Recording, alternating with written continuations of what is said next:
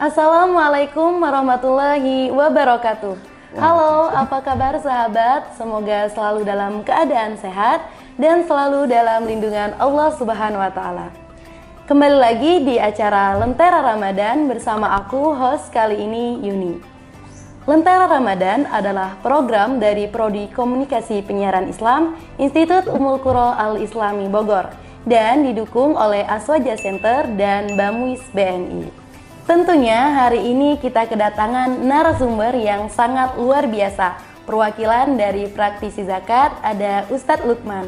Halo, Assalamualaikum Ustadz Lukman. Waalaikumsalam warahmatullahi wabarakatuh. Gimana kabarnya Ustadz Lukman? Alhamdulillah sehat. Alhamdulillah. Ya. Selain itu, kita juga kehadiran bintang tamu dari MPM Institut Ummul Qura Al-Islami Bogor. Ada Kak Didin. Halo, Assalamualaikum Kak Didin. Waalaikumsalam. Gimana kabarnya Kak? Alhamdulillah baik. Alhamdulillah. Silakan Ustadz disapa dulu teman-teman yang lagi nonton. Kak Didin juga silakan disapa-sapa dulu. Assalamualaikum sahabat Lentera Ramadan, KPI, Ayuki. Semoga sehat selalu dan semoga puasanya berjalan dengan lancar dan tanpa kendala sampai akhir. Amin ya rabbal alamin. Assalamualaikum warahmatullahi wabarakatuh. Sahabat Lentera KPI Ayuki TV dimanapun teman-teman berada, tetap semangat dalam menjalankan ibadah puasanya, dan yang paling penting adalah tetap selalu jaga kesehatan untuk selalu bisa optimal dalam menjalankan ibadah. Terima kasih. Ustadz, sekarang kan bulan suci Ramadan. Nah, ada hal yang harus dan wajib banget kita ikutin, yaitu membayar zakat. Tapi Ustadz, masih banyak nih masyarakat yang masih bingung mengenai pembayaran zakat, pengelolaan, dan cara penyalurannya. Nah, jadi gimana nih Ustadz? Biar kita sebagai masyarakat menjelaskan kepada masyarakat lain yang masih bingung tentang mengenai optimalisasi dan regulasi zakat. Oke, terima kasih. Cukup menarik ya dari segi pertanyaan ataupun statement yang dibawakan untuk tema sore hari ini. Kalau kita melihat kepada optimalisasi dan regulasi zakat, sebelumnya kita yang namanya zakat itu kan sepaket dengan zis ya, ada zakat, infak, sodakoh. Dimana sebelum kita ke ranah lebih jauh lagi, kita mengetahui definisi dulu nih dari zakat, infak, sodakoh. Karena banyak yang dari kalangan kita itu belum mengetahui secara lebih luas definisi ataupun perbedaan dari ketiga faktor tersebut, yaitu zakat, infak, sodakoh. Kalau kita lihat kalimat infak pertama, itu kan infak dimana itu definisinya membelanjakan. Kemudian dari infak ini ada belanja di jalan selain Allah, seperti kita mungkin kayak membeli suatu kebutuhan untuk ya hanya cuma-cuma lah gitu ya. Kedua, membelanjakan di jalan Allah, yaitu termasuk dalam kategori sodakoh. Nah, sodakoh dibagi menjadi lagi dua, yaitu pertama ada sodakoh yang bentuknya wajib, yaitu adalah zakat. Ada sodakoh yang bentuknya sunnah, seperti wakaf. Nah, itu pembayaran yang sunnah, itu sodakoh. Kalau yang wajib tadi zakat, dimana kalau kita ketahui di saat bulan suci Ramadan ini, itu pasti masyarakat mengenal istilah zakat. Namun yang banyak kita ketahui bahwa zakat itu hanyalah zakat fitri. Ya, apalagi di saat bulan Ramadan ini. Padahal kalau kita menggali lebih dalam terkait masalah zakat, itu dibagi dua. Pertama ada zakat fitrah, kedua ada zakat mal juga. Nah, dimana kalau zakat fitrah itu kan jelas waktunya ditunaikan itu pada bulan suci Ramadan ya, sebelum sampai menjelang sholat Idul Fitri.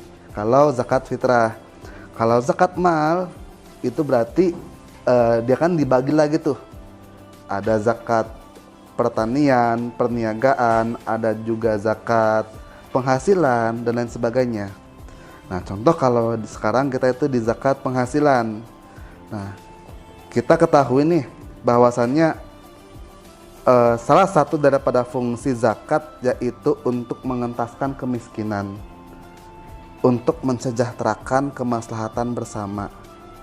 Nah, kalau kita lihat data pada potensi zakat di Indonesia, itu mencapai 233,84 triliun.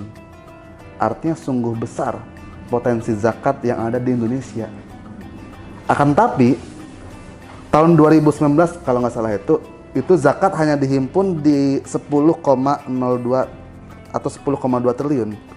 Artinya kan masih jauh banget nih. Dari potensi yang ada 233,84 triliun, namun yang terhimpun hanya 10,2 triliun. Bagaimana cara kita mengoptimalisasikan zakat tersebut agar potensi yang ada dengan pencapaian penghimpunan ini agak tidak sedikit tidak jauh banget lah. Dimana tadi 233,84 dengan ini 10,2 ini kan sangat jauh. Bagaimana kita mengoptimalisasikan? Kalau kita lihat database, potensi yang terbesar itu di zakat penghasilan. Tahu nggak zakat penghasilan apa? Enggak, Ustaz. Tahu nggak zakat penghasilan? Atau zakat profesi? Tahu? Nah, zakat profesi itu zakat atau yang dikeluarkan dari pendapatan kita. Nah, jadi kalau kita kerja nih di suatu perusahaan atau dimanapun kita bekerja ya, ketika pendapatan kita telah mencapai nisabnya, maka kita wajib mengeluarkan zakatnya. Jadi di samping kita juga mengeluarkan zakat di bulan suci Ramadan, kita juga mengeluarkan zakat atas penghasilan yang kita terima.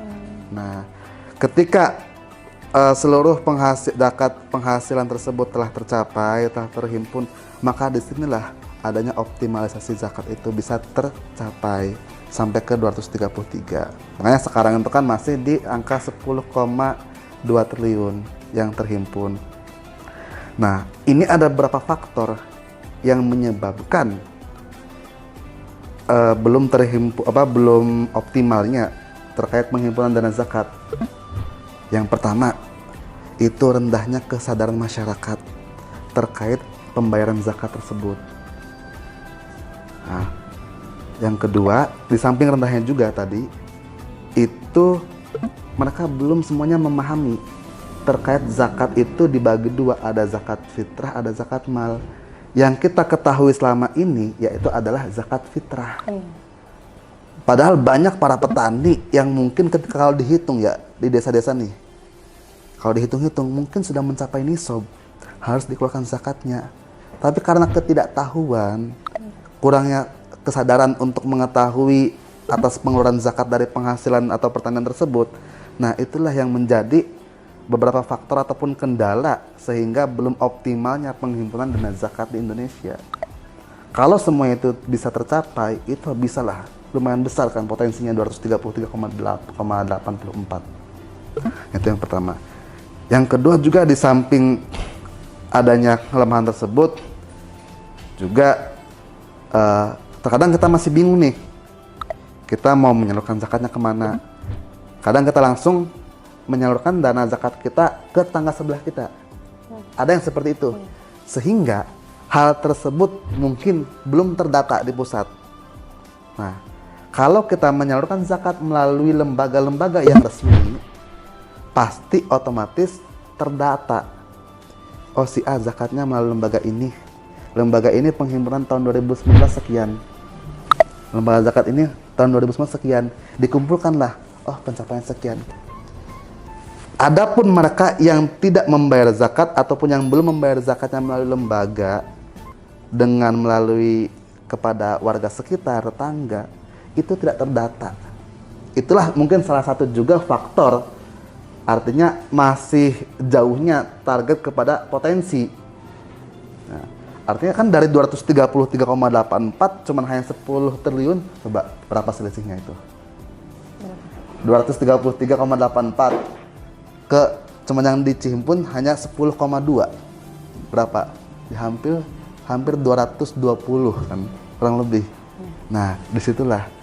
Nah, di sini tugas kita para pegiat zakat, para akademisi, para praktisi, di sini ayo kita bersama-sama untuk menyadarkan kepada masyarakat agar senantiasa menunaikan zakat, baik itu dari penghasilan yang kita terima setiap bulannya, baik itu dari pertanian atas hasil panen kita dan lain sebagainya. Nah, disitulah baru bisa teroptimalisasinya penghimpunan dana zakat, dan masih banyak yang lainnya. Adapun yang kemarin saya sempat baca di beberapa penelitian jurnal terkait kenapa sih belum optimalnya lembaga zakat, ataupun kenapa sih belum optimalnya penghimpunan dana zakat di Indonesia. Salah satu dari faktor SDM-nya juga, dari belum trustnya mungkin dari para muzaki untuk menaikkan zakatnya di suatu lembaga, itu belum trust. Karena yang dijual oleh suatu lembaga, instansi, atau apapun bentuknya ke kalangan masyarakat umum adalah apa? Yang mereka jual apaan coba? Yang mereka jual nih, satu lembaga ingin menjual, ayo dong zakat ke sini. Apa yang mereka jual? Apa ya? Apa ya? Satu, trust, kepercayaan. Nah itu, jadi masih rendahnya masyarakat atau tingkat kepercayaan masyarakat terhadap suatu lembaga. Inilah yang menyebabkan dia tidak membayar zakat ke suatu lembaga, akhirnya dia langsung menyalurkan sendiri. Nah ini yang tidak terdata, seperti itu. Nah itu dari segi optimalisasi. Makanya tugas kita sebagai mahasiswa, akademisi, praktisi, dan para pegiat zakat semuanya, itu mari kita sama-sama membangun kesadaran kepada masyarakat untuk menunaikan zakatnya, baik itu melalui lembaga resmi ataupun langsung ke Basnas ataupun ke lembaga-lembaga yang telah memiliki perizinan ataupun yang telah ada di Indonesia ini. Nah itu dari segi optimalisasi. Di samping tadi kita sudah membahas terkait masalah optimalisasi zakat, sekarang kita ngebahas nih ke ranah regulasi zakat, di mana awal adanya terkait regulasi zakat ini dengan dikeluarkannya SK Gubernur DKI Jakarta nomor 14 tahun 1968, di mana tahun tersebut muncullah Badan Amil Zakat DKI Jakarta atau Bajis DKI dulunya tahun 68. Kalau Bamus kan tahun 67 nih. Yeah. Nah, kalau Bamus tahun 67, baru Bajis DKI tahun 68. Nah, setelah adanya SK Gubernur nomor 14 tahun 1968 ini, kemudian muncul lagi masuk ke dikeluarkannya Undang-Undang nomor 38 tahun 1999. Kemudian undang-undang ini berjalan. Nah, di amandemen seiring dengan berjalannya waktu, adanya perkembangan dengan adanya fikih yang mungkin di backup dengan modernisasi ya, fikih kontemporer, kayak muncullah Undang-Undang nomor 23 tahun 2011 tentang Undang-Undang Pengelolaan Zakat tahun 2011 ini. Setelah Undang-Undang nomor 23 tahun 2011, kemudian ada putusan MK nomor 86 tahun 2012. Nah, putusan MK, kemudian ada peraturan pemerintah nomor 14 tahun 2014. Nah, jadi artinya setelah masuk ke ranah regulasi, lembaga amil zakat ataupun kedudukan zakat di Indonesia udah kuat dong. Sudah ada badan hukumnya, ada payung hukumnya. Nah, kalau kita melihat dalam perspektif hukum positif, zakat itu masuk ke beberapa ranah. Satu, zakat dalam perspektif hukum administrasi negara. Ini apa kaitannya? Yaitu dengan diundangkannya tadi Undang-Undang nomor 38 tahun 99 dan Undang-Undang nomor 23 tahun 2011. Itu kalau zakat masuk karena hukum administrasi negara. Kalau zakat masuk ke ranah pidana, itu ada di di bab 9. Di bab 9 pasal 39 sampai 45. Itu ada terkait pidana bagi yang memungut atau menghimpun dana zakat dan tanpa mendapatkan perizinan dan lain sebagainya. Artinya di sini ketika zakat sudah masuk ke ranah hukum positif, yaitu baik dari administrasi negara ataupun ranah pidana. Itu dari segi regulasinya. Jadi ada dua ya Ustadz? Iya, betul itu. Itu yang atau kita sudah sedikit membahas ya terkait apapun dari segi optimalisasi ataupun dari segi regulasi. Itu yang bisa saya sampaikan. Baik, terima kasih Ustadz atas penjelasannya. Kemudian dari perwakilan MPM, Kak Didin, ada yang ingin ditanyakan mengenai topik kita hari ini? Terima kasih Saudari Yuni sebagai host hari ini. Tentunya ada pertanyaan terkait dengan optimalisasi zakat ya. Dan sebelumnya terima kasih dan rasa syukur menjadi penolak takabur saya. Saya ucapkan alhamdulillah saya bisa diundang pada kesempatan agenda hari ini untuk kemudian bisa berdiskusi dengan Ustadz Lukman, dan alhamdulillah saya bisa bersilaturahmi dengan guru lah gitu kan ya.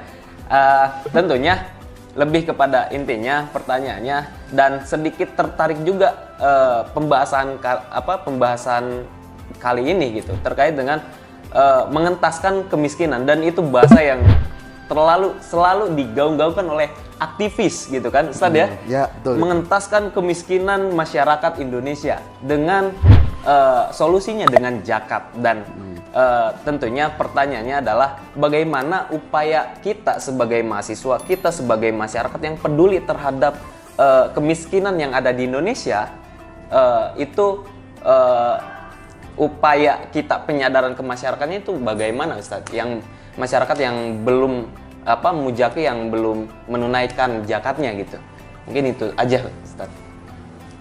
Oke, baik, terima kasih ya Saudara Didin ya atas pertanyaannya nih. Pada intinya bagaimana sih kita memberikan suatu kesadaran lah kepada mereka. Yaitu dengan cara kita sebagaimana yang telah saya singgung sebelumnya, untuk selalu memberikan edukasi kepada masyarakat. Apalagi kemarin pemerintah itu telah meresmikan, Presiden Joko Widodo itu adalah meresmikan gerakan cinta zakat. Itu salah satu bentuk edukasi kepada masyarakat untuk menyadarkan, hayu kita bersama-sama untuk menunaikan zakat kita. Kenapa? Dengan semakin banyak kita menunaikan zakatnya, maka semakin banyak orang yang terbantu oleh kita. Semakin menurunnya angka kemiskinan. Karena kalau kita lihat tahun 2020 bulan September kemarin, itu angka kemiskinan lumayan tinggi di Indonesia ini. Itu mengalami kenaikan dari bulan Maret 2020 dan kenaikan dari bulan September 2019. Itu terjadi kenaikan terus-menerus. Apalagi dengan adanya pandemi COVID-19 ini. Iya, Ustaz. Itu sangat terdampak bagi kita semua. Wabil khusus itu bagi kalangan UMKM ya. UMKM bagi dampak ekonomi itu sangat resesi lah mungkin saya. Sangat kita sangat memperhatinkan. Di situ hanya kita dengan adanya kita bareng-bareng memberikan edukasi kepada masyarakat untuk menunaikan zakat, karena dari kalangan masyarakat hanya sebagian besar mereka mengetahui hanya sebatas zakat fitrah. Ya kan? Padahal dari kita ini Indonesia masuk di bonus demografi loh saat ini. Dimana masa usaha produktif itu lebih banyak. Artinya mereka semua kebanyakan kan udah bekerja semuanya. Nah, ketika zakat penghasilan semua ditarik semuanya nih, kita bareng-bareng gitu memberikan edukasi kepada masyarakat, berikan kesadaran. Nah, disitulah maka akan tercapainya suatu meningkatnya tingkat kesejahteraan dari dana zakat ini. Nah, itu mungkin. Jadi tugas kita sebagai mahasiswa, aktivis, dan para pegiat zakat memberikan edukasi semaksimal mungkin kepada kalangan masyarakat untuk menunaikan zakat. Tadi karena rendahnya pemahaman masyarakat ini terkait masalah zakat ini. Itu dari saya. Ya. Dan secara tidak langsung mungkin tingkat kemiskinan di Indonesia akan berkurang mungkin ya. Kurang, iya. Nah, makanya itu salah satu faktor daripada atau fungsi daripada zakat itu adalah mengentaskan kemiskinan, mengurangi kemiskinan. Mengapa demikian? Kita lihat tampak jelas di surat di At-Taubah nih ya, ayat 63. At-Taubah 63. Ada innamas shadaqatu lil fuqara'i wal masakin. Yang pertama itu apa? Fuqara wal masakin, artinya apa? Yang kita prioritaskan dana zakat ini itu adalah fuqara wal masakin. Apa fungsinya? Untuk mengentaskan kemiskinan, membantu orang-orang duafa. Mengentaskan orang-orang apa? Membantu orang yang fuqara, fakir dan miskin, ini yang paling utama. Makanya semakin tinggi penghimpunan dana zakat, maka semakin tinggi juga apa kita membantu orang miskin, orang duafa ini. Nah, disitulah. Nah, hal kita bersama-sama dengan adanya kemarin yang di apa respon pemerintah gerakan cinta zakat, maka sama-sama mempromosikan, kita sama-sama mengedukasikan, memberikan edukasi kepada masyarakat untuk menunaikan zakatnya. Itu yang bisa saya sampaikan. Aduh, terima kasih Ustadz. Sama-sama. Ya. Baik, terima kasih Kak Didin atas pertanyaannya. Pada Ustadz, terima kasih juga atas jawabannya. Ya. Nah, sekarang ada kesimpulan yang ingin Ustadz sampaikan? Mungkin kalau kita simpulkan dari pembahasan untuk sore ini ya, kita simpulkan bahwasannya begitu besar potensi zakat yang ada, di mana Indonesia dengan mayoritas Muslim yang terbesar, itu harusnya kita bersama-sama memberikan suatu kesadaran yang tinggi terhadap alokasi pendistribusian dana zakat tersebut.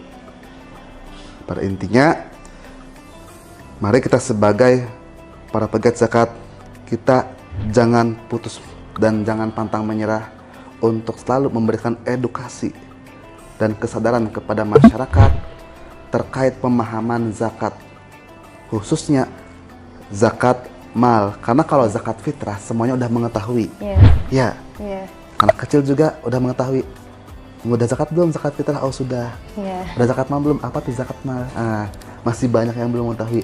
Nah, tugas kita lah sebagai akademisi, sebagai praktisi, memberikan kesadaran dan edukasi kepada masyarakat terkait pentingnya zakat. Karena salah satu daripada fungsi zakat yaitu adalah untuk mengentaskan kemiskinan di Indonesia.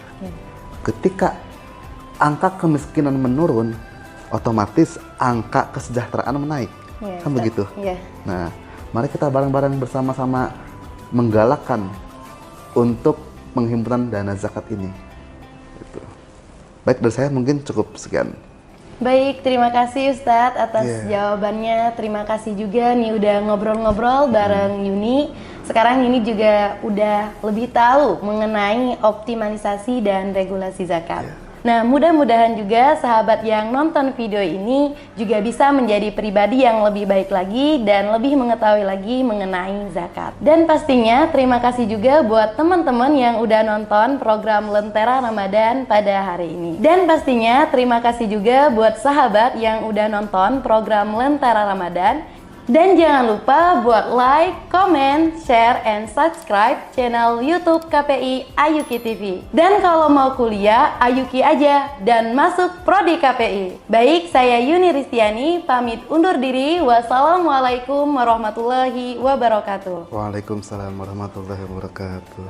Baik, terima kasih kepada KPI Ayuki TV yang telah mengundang saya di agenda Lentera Ramadan. Yang tentunya saya selalu mendapatkan ilmu yang banyak terkait dengan tentunya terkait dengan zakat tadi ya.